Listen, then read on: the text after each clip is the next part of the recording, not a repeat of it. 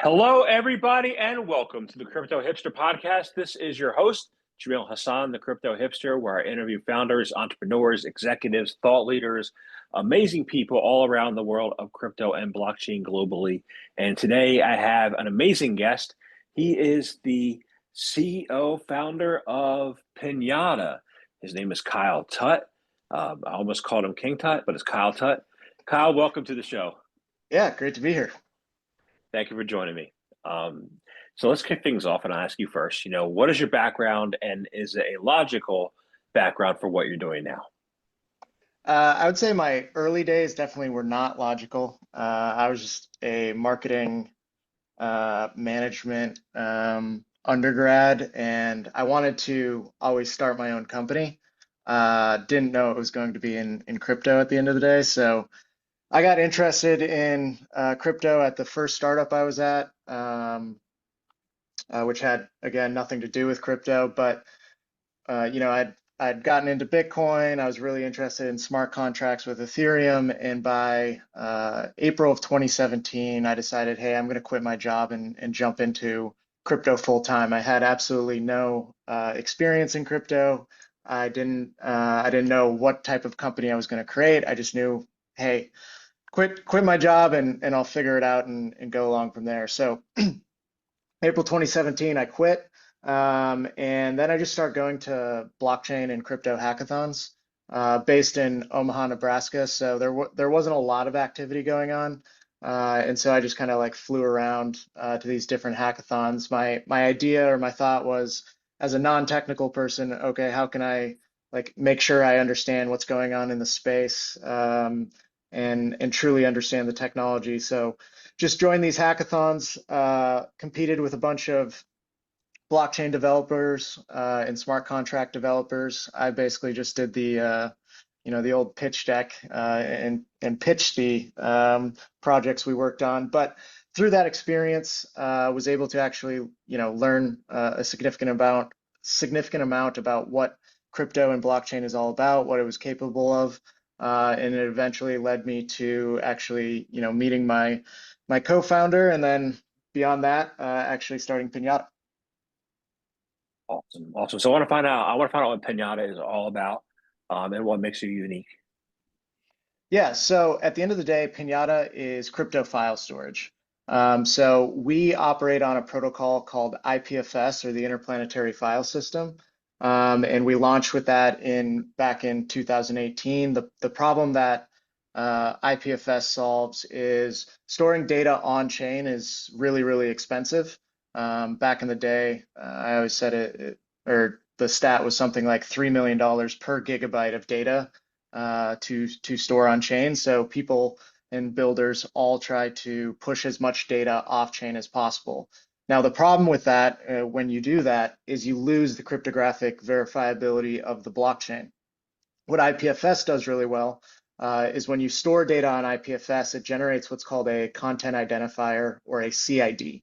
That CID is cryptographically verifiable. So the file itself gets a cryptographic verification, and then that verification is submitted on chain, and it kind of just references it. So it provides this incredible amount of verification and security related to what is the file supposed to be, and if the file changed at all, you're able to verify that it changed by looking at the blockchain and seeing that it doesn't match anymore. So that's kind of the fundamental like technical piece of Pinata. But what we do beyond that, again, is just crypto file storage. So images, videos, PDFs, JSON data, whatever type of data ultimately people want to store and use in crypto applications. We are the place to do that. So we manage the files in a very crypto native way, where it's based on your wallet, or it's based on a token, and either serving that content or not serving that content, and just make it really, really easy for people to manage their files for their crypto applications. Our target demographic that we serve is mostly developers, software engineers that are actually building these products, though really anybody could go in and use our user interface and upload content if they want to, but mostly focused on developers. Got it. So I used to do something similar in corporate America. I built mapping tables, and the mapping tables would be the difference between the database and the application. And it would save a lot of time and Yep. cut things down. So I want to find out what the benefits of your approach with IPFS are, and if there will be benefits for not just developers, but maybe corporations to embrace and bring on blockchain solutions in their companies. Yeah, so like broadly speaking, IPFS isn't just for crypto. Anybody could benefit from this CID paradigm where you actually know what the file is supposed to be. And I guess maybe backing up slightly there, when you store a file up in the cloud or on your computer or wherever, in most traditional systems, they aren't actually creating any verification of what that file is. And so at any point, that file underneath can be changed and swapped out on you. Now, up to this point in computing, that has never been a big issue. But as we get closer to AI being able to generate infinite amounts of data, you really want this verifiable append-only supply chain of, is this file what it's supposed to be? Okay, yes. It was transferred over to this person. Cool. Can we prove that the file hasn't changed? If yes, did they then change it in some way? Even if it's not malicious, you're updating the file or changing the file, you need to have this perfect supply chain for it. So within the corporate world, where we ultimately believe IPFS and blockchain and crypto are going to be used is in instances like that, where you can prove that the file makes it from point A to point Z without changing, or if it was, again, it was verifiable and it was supposed to change by the person that actually changed it. And what that really does long term, and wrapping it back into crypto, is if you have verifiable data about what's happening out in the world, and you're very confident in it hasn't been corrupted or hasn't been changed in any way, you're able to have more efficient markets. And so we always kind of think of it as, before it's on chain, it's on Pinata, and before it's a token, it's on Pinata. And if it's on Pinata, you have verification that it's real and it is what it's supposed to be. And that way, when you're trading a token or exchanging information, you can do it with much more confidence and much more efficiently than the systems today, where it's like, an email over here, an Excel spreadsheet over here, and whatever else is happening in corporate America. Yeah. Well, I think that the trust as far as blockchain is pretty easy but the trust as far as AI, that's a different story, right? So your storage solutions, help ensure that people can trust AI driven data, right? That's a big problem, isn't it? Trusting AI. How do you like give people a sense of comfort that you can? Yeah, so this actually goes back to a lot of our initial success was in the NFT space. And if you remember kind of the beginning of NFTs, a lot of artists were coming into that community, and what they were talking about was, how do we guarantee that, number one, people know that this is my artwork, but also have provenance around that artwork. And that same fundamental idea where you're taking a file or an image and attaching it to an NFT is basically going to be used to protect against AI at scale. And the way that you do that is you have to, when a file is being generated, whether it's on, let's say it's on your phone, and you need to take a photo of a claim associated with insurance. So my house just got hit by hail recently, and we were using video to kind of show what damage it did on the house. With AI, that can be fraudulently created now on the fly. And every single day, we're getting closer and closer to that being true. What we enable is Pinata can actually run all the way out on your device, and we are using cryptographic signatures to verify that it's coming from your phone and that you're generating the video of the house, and then we can verify that it hasn't been tampered with from your phone back to the cloud to whoever your insurance provider is. And so with that kind of chain of supply chain, the insurance provider can feel comfortable that they are not being um, experiencing fraud where you're creating video that isn't true. And so we can do that with both IPFS and the file storage that we enable, but we also use crypto wallets underneath to sign transactions and verify that, hey, yeah, this is coming from this device. It was transferred to this cloud, and at no point in there could a hacker or somebody come in and maliciously try to change the data underneath. Got it. You used the word fraud. It's kind of interesting because yesterday was the case of Alex Mashinsky of Celsius was sentenced to 12 years for fraud. I Yep. was a Celsius customer, so you mentioned hail, so you, you know, um, but I was alarmed by this, and I think I saw somewhere there's a 42%, I think 42% rate of AI driven fraud attempts, right? Um, what's driving that? Some people say it's an alarming rate. I mean, I expect maybe a little bit more, but how can we begin to look for a solution in bringing that 42% rate down? Yeah, and I think this is where crypto meets AI at the end of the day. So it's, somewhat of a meme of, decentralized AI or whatever, but I really do think that ultimately the cryptography, the word that precedes cryptocurrency, everything that's happening underneath blockchain and crypto is a perfect complement to combating anything that's happening in AI. AI is infinite. Blockchains are obviously finite.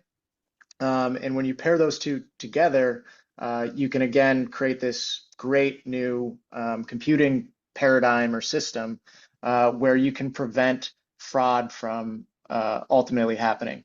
And as I said, you have to be able to do it all the way down to the device that is creating the data. Our traditional systems today all rely on the cloud, but the cloud is so far removed from where reality is happening. Your day to day, when you're taking your Instagram photo or whatever you're doing, wherever that data is being generated out on the edge or in the real world is so far removed from where it's ultimately being processed in the cloud that we need to be able to get crypto wallets out on the edge, out on every single device, and start signing every piece of content that is ever generated by any device anywhere in kind of any instance. And that is how we combat ultimately AI fraud at scale.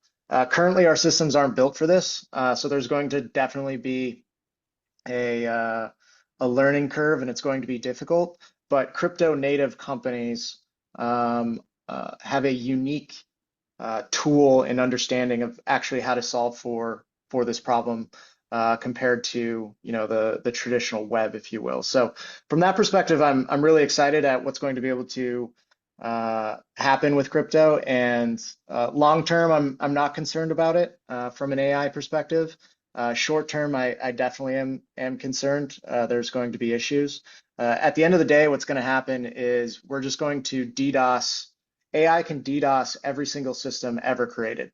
And unless you use the appropriate tools like crypto wallets and things like Pinata and IPFS, you're going to struggle to combat that with current systems. Got it. You said so, like you mentioned somewhere in the cloud, right? Um, Not a lot of people know like where that somewhere is or what that something is. Um, you validate with wallets, right? And I remember I had a BRD wallet back in 2017 or 18, and I asked for an audit report and it sent me this report from Amazon. I was Yep. surprised that Amazon was in the crypto wallet business, right? So, how do you actually validate data using crypto wallet, right? Wherever it is in the cloud. And especially when like most of the addresses, crypto addresses, They think they're anonymous. They might not be. They think they are. But how do you do it? Yeah, so the way that we approach things is we think that ultimately a wallet needs to be on every computer.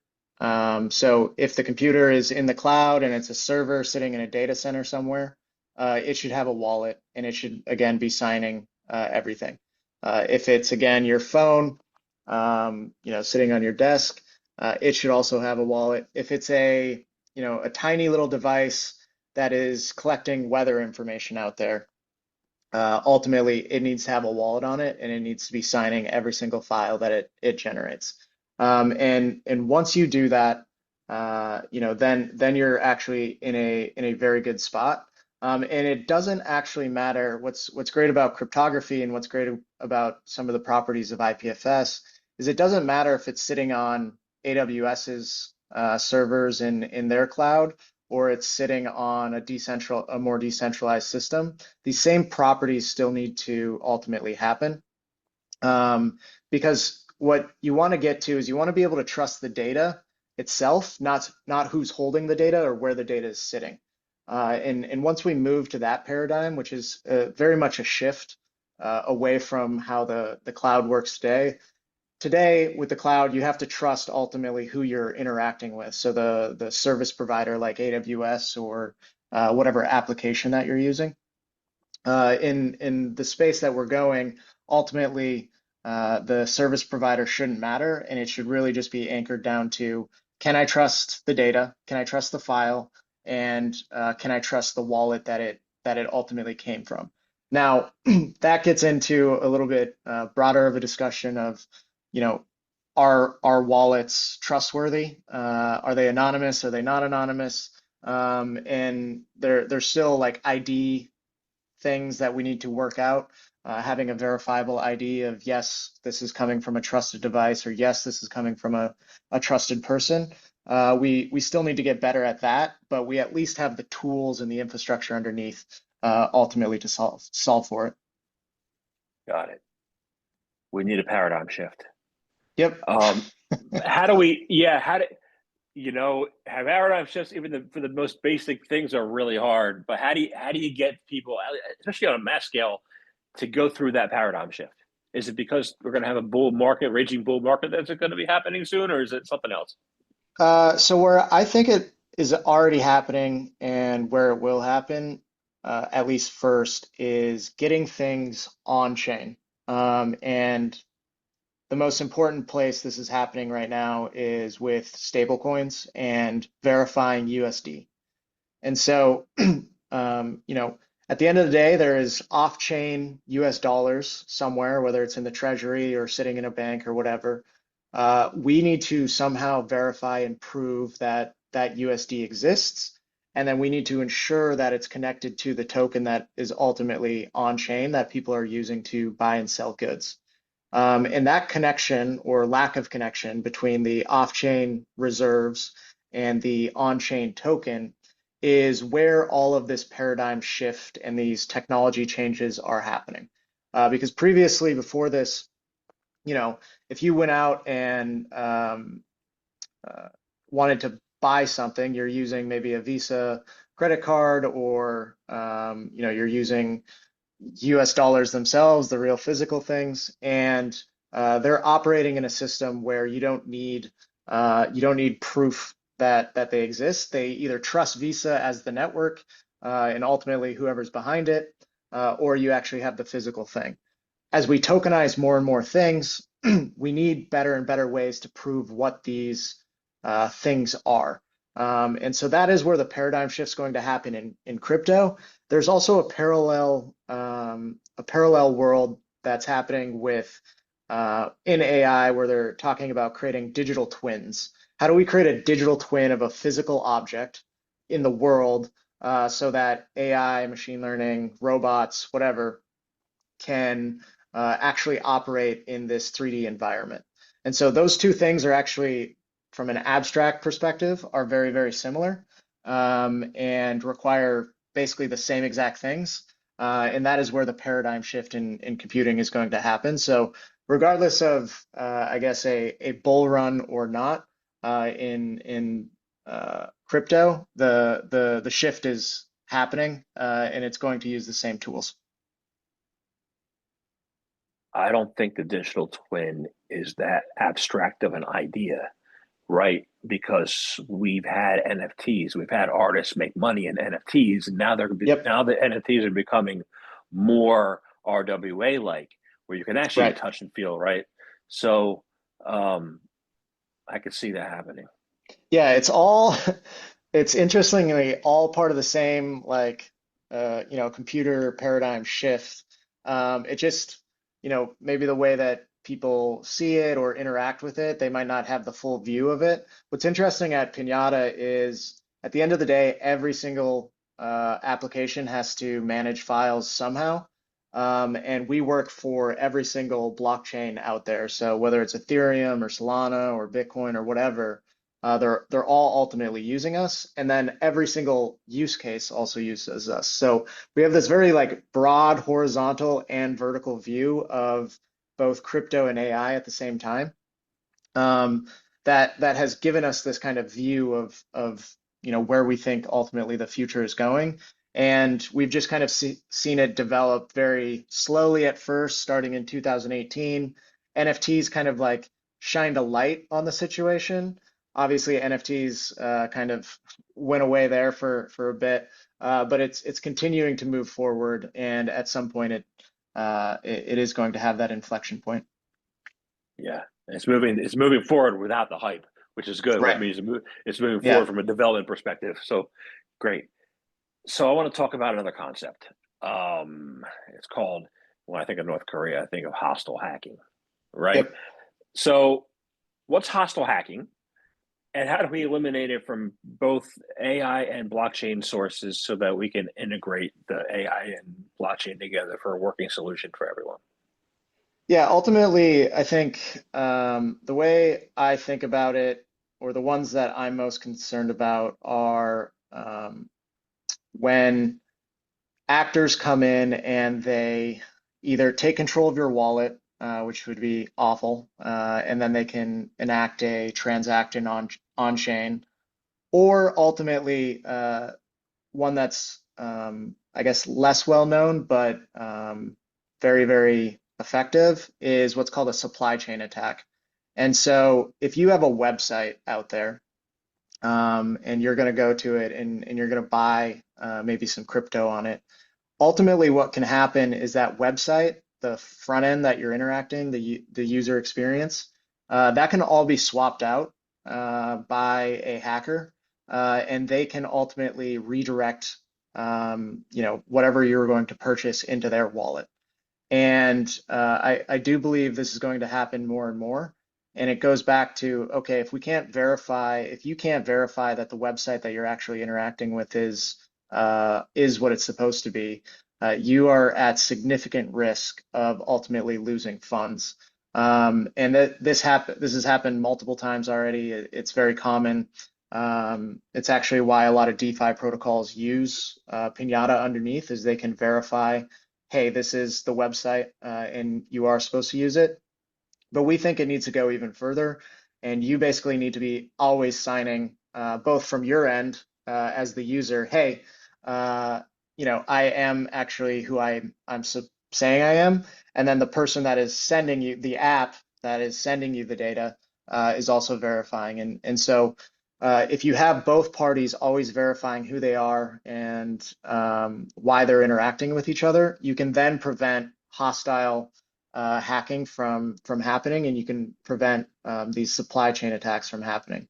And so really, again, we just need to use wallets, make sure that we trust the wallet, and if we have that system in place, we can prevent hostile hacking from happening, or at least minimize it. I don't think we'll ever, ultimately be able to obviously get rid of all hacking. There's always new games to be played, but we want to minimize the surface area and the attack vectors that ultimately exist out there. And in my opinion, the best way to do that is through using crypto wallets, using things like Pinata and IPFS, and just creating verified data from both parties at all times. I wish I came across you guys back in August.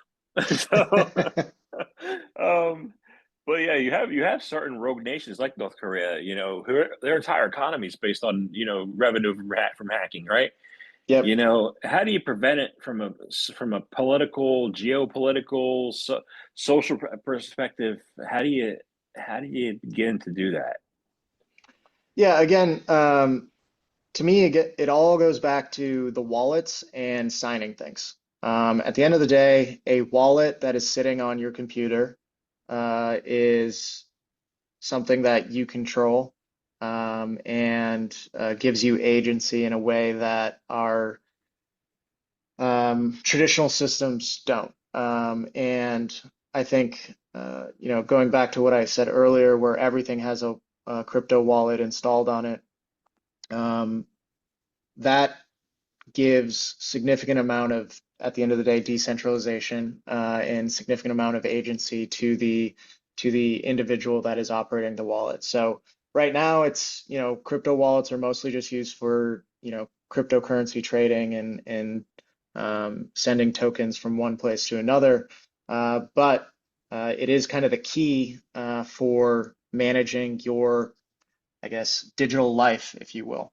Long term, that is where we're going. And with those wallets on your device or in your ecosystem as a person, you have much more control over those versus a system where it's Google or Facebook or whoever, where it's much more obviously centralized under their control. So to me, it all is boils down very simply to crypto wallets. Pretty much will solve a lot of these issues, but we need more and more adoption of it, and it can't obviously just be about trading meme coins.